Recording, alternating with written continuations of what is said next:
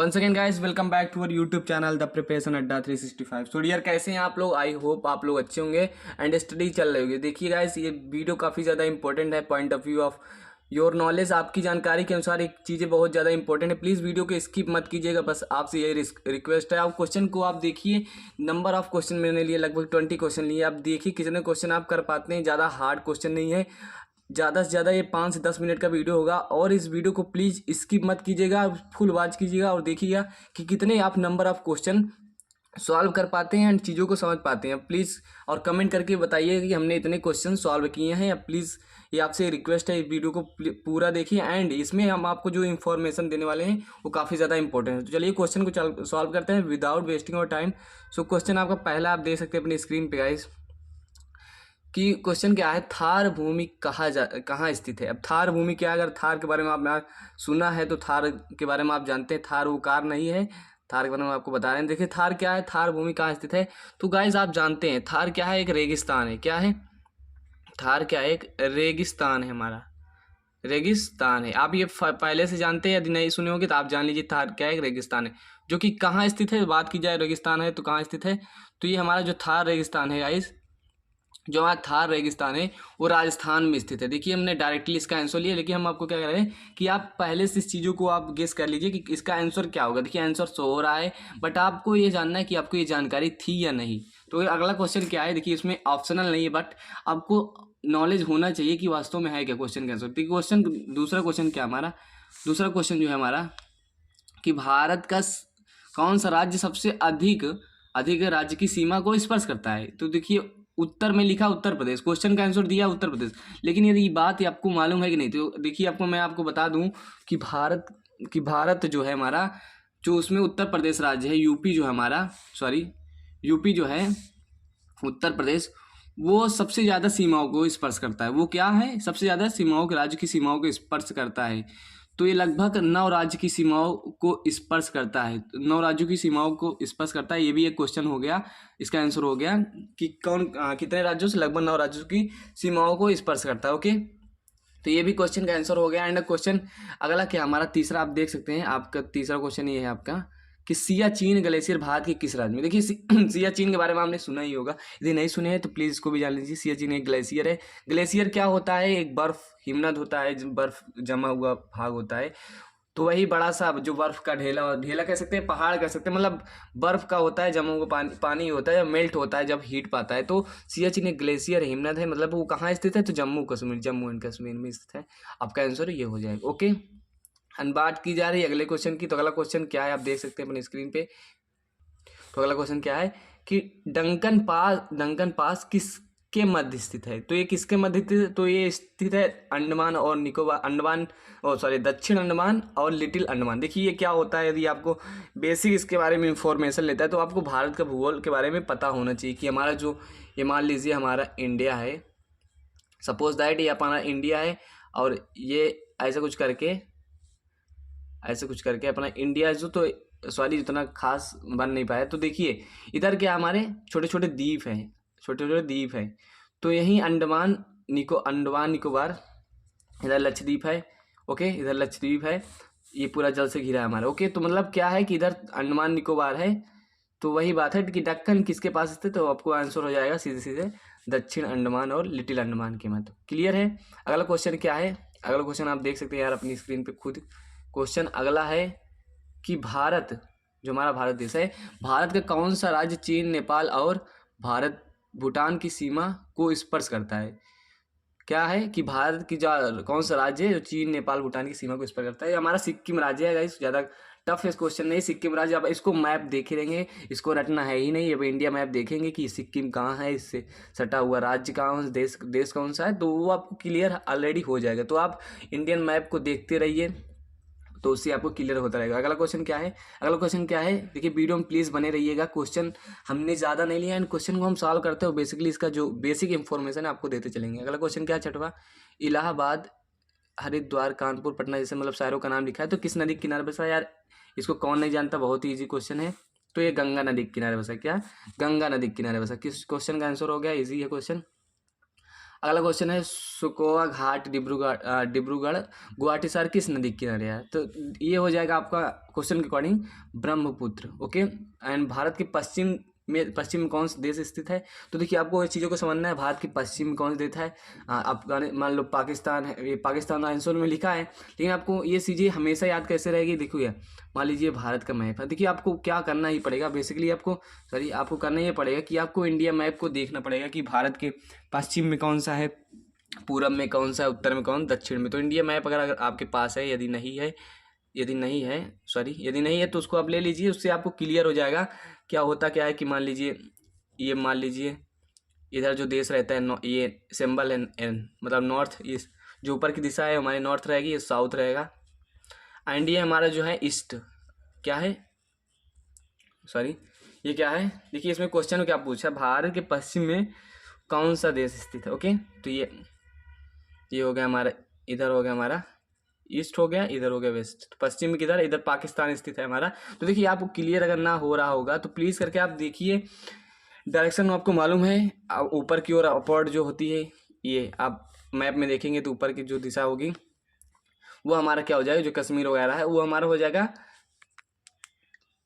हमारा क्या, नॉर्थ ही, मतलब उत्तर है, या नीचे की डायरेक्शन होगी वो साउथ हो जाएगी, एंड इधर क्या हो जाएगा हमारा, वेस्ट हो जाएगा, और इधर क्या हो जाएगा, ईस्ट हो जाएगा। तो इधर आप जब मैप में देखेंगे, जब आप इंडिया मैप को देखेंगे, ऐसे मान लीजिए इंडिया मैप है, मान लीजिए सपोज दैट ये इंडिया मैप है, तो ऐसे मान कुछ है मान लीजिए, तो यहाँ देखिएगा आपको पाकिस्तान दिखेगा, इधर अफगानिस्तान दिखेगा। तो ये जो डायरेक्शन है ये इस तरह का है, मतलब ये पूरा पश्चिम में। ओके, तो हमने बता दिया डायरेक्शन का क्या सिस्टम है, और आप प्लीज़ मैप में देखिए तो चीज़ों को आपको ज़्यादा क्लियर होगा। ओके, एंड क्वेश्चन अगला क्या है कि भारत का प्रमाणिक समय उस स्थान का स्थानीय नाम क्या है? तो गाइस एक सिंपल क्वेश्चन है यार, ये इलाहाबाद के समीप की गुजरता है, कैसे नैनी बोल सकते हैं, या इसको मिर्ज़ापुर से भी, मिर्ज़ापुर में अब तो हो गया है। तो ये क्या है प्रमाणिक समय, मतलब देखिए इसको समझिए, कॉन्सेप्ट क्या है कि बेसिक चीज़ें हैं, अगर आपको नहीं मालूम है कि कुछ वर्ड मिलते रहते हैं जो बहुत लोग रटने का प्रयास करते हैं। देखिए रटना क्या है, उसमें लॉजिक रहता है हर चीज़ों में, ऐसी कोई चीज़ बनी रहती। तो आप इसको याद रख लीजिए कि जी जो भारतीय मानक समय उसकी जो रेखा गुजरती है वो हमारे इलाहाबाद के समीप से जाती है। क्लियर है? GMT ग्रीनविच मीन टाइम से जाती है हमारी देशांतरी रेखा, और अपने इलाहाबाद से जाती है भारत में। ओके, तो कर्क रेखा कितने राज्यों से गुजरती है? तो ये बहुत सिंपल है, कर्क रेखा हमारे नंबर ऑफ 8 राज्यों से गुजरती है। कितने? 8 राज्यों से, 8 राज्यों से गुजरती है। ओके, और इसका एक ट्रिक भी है, जो 8 राज्य से कौन कौन से 8 है। तो एक ट्रिक क्या है, मित्र इस मतलब उसके नाम देखना है कि कौन कौन से राज्यों से गुजरती है। तो मित्र पर गमछा झार, गमछा झार। तो मित्र पर गमछा झार का अर्थ क्या है? ये एक ट्रिक है, मतलब आपको मालूम चल जाएगा कि 10 राज्य कौन कौन से, 8 राज्य। मी से मिजोरम हो जाएगा, त्रा से त्रिपुरा हो जाएगा, होगा, पा से पश्चिम बंगाल, रा से राजस्थान। ये गमछा है तो गा से क्या हो जाएगा, गुजरात हो गया, म से मध्य प्रदेश, छा से छत्तीसगढ़, झा से झारखंड। ओके, तो मित्र पर गमछा झार ये एक ट्रिक है क्या है, ये एक ट्रिक थी हमने जो आपको बताया, एक ट्रिक थी जिसके माध्यम से हम 8 राज्यों को याद कर सकते हैं। क्वेश्चन बन जाता है कौन से राज्यों से नहीं गुजरती कभी कभी। ओके, तो ये आपका क्वेश्चन हो गया, 8 राज्यों से गुजरती है, भारतीय मानक समय आधारित है। तो ये कितने में 82 डिग्री 30 मिनट पूर्व देशांतर पे। क्यों आपको रट लीजिए, यदि आपको इसका बेसिक नॉलेज जानना है तो आपको पढ़ना पड़ेगा, क्या पढ़ना पड़ेगा, लैटिट्यूड एंड लॉन्गिट्यूड। क्या होता है ये, अक्षांश और देशांतर के बारे में आपको काफ़ी सही नॉलेज होना चाहिए। अक्षांश और देशांतर, ये क्या होता है, अक्षांश और देशांतर के बारे में आपको मालूम होना चाहिए। सब जो लिखा रहता है पूर्व देशांतर, पश्चिम में उत्तरी गोलार्ध, दक्षिणी गोलार्ध, तो ये सब चीज़ें आपको अक्षांश और देशांतर में ही मिलेगी। तो यदि आपको यूट्यूब से वीडियो मिल जाएंगे, आपको इसको वॉच कर सकते हैं। एंड अगला क्वेश्चन क्या है कि कौन सी अक्षांश रेखा भारत के मध्य से गुजरती है? क्या कह रहा है, अक्षांश रेखा भारत के मध्य से गुजरती है। तो यार कर्क रेखा भारत के मध्य से गुजरती है। देखिए आप जब वर्ल्ड मैप पढ़ेंगे तो आपको चीज़ों को क्लियर होगा कि वर्ल्ड मैप में ऐसी आता है। देखिए हमारी जो ऐसी मान लीजिए हमारे ये सपोज दैट ये मान लीजिए पूरा वर्ल्ड है। ओके, तो इसमें एक काल्पनिक रेखाएं खींची गई हैं, मान लीजिए ऐसे ये भूमध्य रेखा, जो भूमध्य रेखा मतलब इसको बराबर में बांट रही है। तो ये हो गया हमारी मान लीजिए ऐसे सपोज दैट। ओके। तो काल्पनिक रेखाएं खींची गई हैं, ये जो ऊर्ध्वाधर काल्पनिक रेखाएं खींची गई हैं वो क्या हैं, ऐसे ही अंदर की ओर जाएंगी, तो मतलब सब में ऐसे ऊर्ध्वाधर खींची गई हैं और ऐसे खींची गई हैं। ओके, काल्पनिक रेखाएं आप जब ग्लोब में देखेंगे तो ऐसे काल्पनिक रेखाएं दिखेंगी आपको विश्व के ग्लोब में। तो वह चीज़ें जो ऐसे हैं, मान लो ये ऐसी रेखाएं वो हमारी अक्षांशीय रेखा, ओके, और जो ऐसे हैं वो देशांतरी रेखाएं हैं। क्लियर है। तो ये जो अक्षांश रेखा है वो कर्क रेखा जो है भारत के मध्य से गुजरती है, कर्क रेखा। ओके, जब वर्ल्ड मैप पढ़ेंगे तो आपको ये क्लियर होगा, कुछ लोगों के मालूम होगा, कुछ लोगों को तो हवा ही नहीं लग रहा होगा, आई होप। एंड अगला क्वेश्चन क्या है कि भारत की मुख्य भूमि का दक्षिणी सीमा क्या है। ये आता है दक्षिणी सीमा। देखिए ये क्वेश्चंस जो रिलेटेड है अक्षांश और देशांतर से, आप इस चीज़ों को 8 डिग्री 4 मिनट ये सब पढ़ के आप को थोड़ा बहुत समझ, देखिए जो पढ़े इस चीज़ों को समझ पाता होगा, वो सब तो समझ नहीं पाते होंगे पहली बात जहाँ तक। तो आपको अक्षांश और देशांतर पढ़ना है। तो भारत की मुख्य दक्षिणी सीमा क्या क्या है, तो ये 8 डिग्री क्या है, 8 डिग्री 4। ओके, ये क्या होता है दक्षिणी सीमा, तो मैं आपको बता दें थोड़ा बहुत। तो ये मान लीजिए इंडिया है, सपोज दैट, अब यहाँ तो यार बन नहीं रहा है, बाकी मान लीजिए इंडिया है। तो ये हमारा ऊपर वाला क्या हो गया, नॉर्थ हो गया, ये हमारा नॉर्थ हो गया, ये साउथ हो गया। तो ये यहाँ जो है वो 8 डिग्री 4 मिनट है। ओके, ये हमारा दक्षिणतम बिंदु यही कह रहा है, क्वेश्चन का आंसर ये हो गया। ओके, एंड अगला क्वेश्चन है निम्नलिखित में भारत किस राज्य से होकर कर्क रेखा नहीं गुजरती। यार क्वेश्चन में आंसर दिया उत्तर प्रदेश, क्या दिया है, उत्तर प्रदेश दे दिया है। तो यार आप कुछ भी कर सकते हैं, उत्तर प्रदेश आप लगा दीजिए आंसर।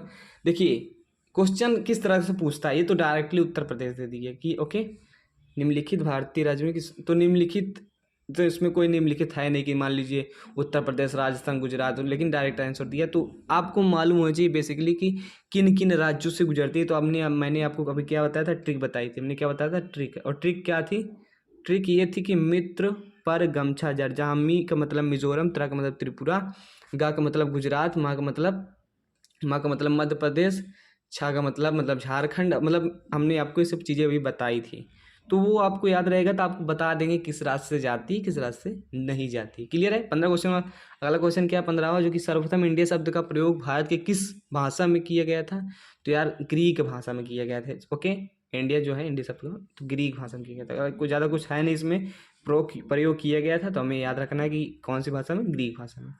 भारत के निम्नलिखित में से कौन सी तट रेखा सबसे ज़्यादा लंबी है। यार गुजरात की जो तट रेखा वो सबसे ज़्यादा लंबी है। ये कैसे होता है, देखिए ये हमारा जो भारत है, सपोज दैट जो हमारा भारत है, मान लीजिए इंडिया है जो हमारा, सपोज दैट कुछ सही बना है, तो यहाँ जो ये पूरा यहाँ इधर से जल से गिरा है, पहली बात तो ठीक है। ये पूरा मान लीजिए नीचे की ओर पानी में रहा, इधर हिंद महासागर, बंगाल की खाड़ी वगैरह वगैरह, अरब सागर। ओके, तो ये जो गुजरात है, यहाँ से हमारा गुजरात है, तो इसकी जो तटीय सीमा है, इधर मान लीजिए पूरा गुजरात है, इसकी जो तटीय सीमा है वो सबसे ज़्यादा लंबा है। तो जब मैप में देखेंगे आप, ध्यान देंगे तो देखिए मैप देखने से बहुत ज़्यादा चीज़ें क्लियर रहती है और हमेशा याद रहती है। तो अब यदि आपके पास मैप है, नहीं है तो खरीद लीजिए, नहीं तो गूगल पे मैप को देखिए कि वास्तव में इंडिया में कौन सा राज्य किधर है, अपना टाइम निकाल के इस चीज़ों को समझिए, तो आप नंबर ऑफ क्वेश्चन कर पाएंगे। ओके, जहाँ तक मेरा मानना। ओके, प्राचीन भारतीय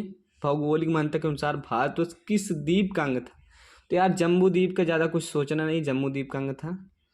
एंड अगला क्वेश्चन क्या है, अगला क्वेश्चन आप देख सकते हैं यार, क्वेश्चन खत्म होने वाले हैं एंड आप क्वेश्चन को पढ़ सकते हैं। भारत के किस स्थान को सफ़ेद पानी के नाम से जानते हैं। तो सियाचिन जो स्थान है, सियाचिन, उसको क्या कहते हैं हम, सफ़ेद पानी के नाम से जानते हैं। ओके, सियाचिन क्या है, ग्लेशियर है। ओके, अगला क्वेश्चन क्या है, जम्मू और कश्मीर को वैसे जो चीन के अधिकार में है क्या कहलाता है, आक्साई चीन। देखिए आपको मालूम होगा कि भारत के कुछ हिस्सा चीन ने, चाइना ने ले लिया है, तो वो भाग क्या कहलाता है, वो हमारा भाग कहलाता है आक्साई चीन। आक्साई चीन आपको याद रखना है।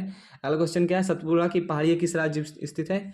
तो सतपुड़ा की पहाड़ियाँ जो हमारी एमपी में स्थित है। Okay, MP. देखिए आपका 20वां क्वेश्चन हो गया है।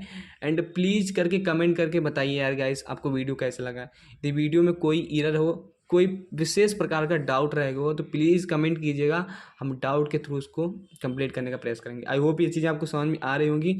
देखिए क्वेश्चंस, नंबर ऑफ क्वेश्चन कहाँ से थे, मैथ से थे। तो मैथ आपको आना चाहिए, मैथ के बारे में आप बेसिक जानकारी रहना चाहिए। अक्षांश देशांश हमने आपको बता दिया कि आपको अगर नहीं आ रहा है कि 8 डिग्री 4 मतलब जो भी क्वेश्चंस मिले थे, तो आपको उसमें देशांतर और अक्षांश के बारे में यूट्यूब से पढ़ लेना है। एंड 20 क्वेश्चन यार हो गए हैं। यदि वीडियो में देख रहे हैं तो प्लीज़ कमेंट करके बता ही दीजिएगा कि हाँ ऐसी बात है। क्वेश्चन इतने सॉल्व किए हैं, ज़्यादा सॉल्व नहीं हुआ तो कोई बात नहीं, प्रयास कीजिए, मेहनत कीजिए एंड मिलते हैं नेक्स्ट वीडियो में। तब तक के लिए बाय बाय।